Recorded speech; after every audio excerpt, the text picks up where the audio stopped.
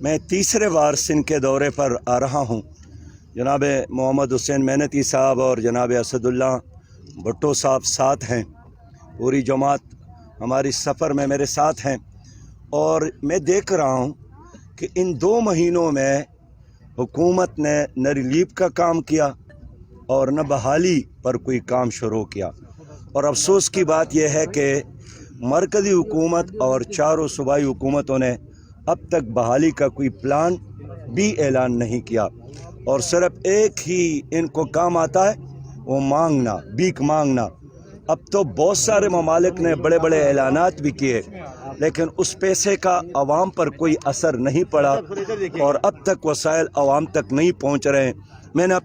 اپنے آنکھوں سے دیکھا، یہاں پٹے پرانے خیمے ہیں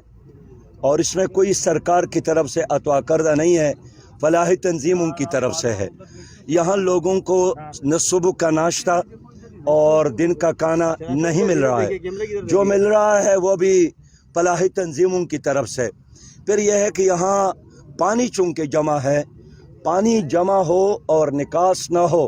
تو اس میں بیماریوں کے ایک نہیں طرح طرح کی بیماریوں کے جراثیم پیدا ہوتے ہیں، اور یہاں بچوں کے بیماریاں، اور یہاں پھر پیٹ اور ہاضمے کی خرابی کی بیماریاں، اور اس کے علاوہ ڈینگی کے وائرس اور بیماریاں وہ عام ہو رہی ہے۔ لیکن حکومت نے اب تک کوئی ہاسپٹل قائم نہیں کیا، نہ کوئی گشتی اسپتال کا اہتمام کیا،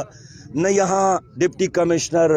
یہاں کوئی اور سرکاری عملہ، حتیٰ کہ وہ جو قومی نمائندے ہیں، قومی اسمبلی کے ممبران اور صوبائی اسمبلی کے ممبران، وہ بھی یہاں کا رخ نہیں کرتے۔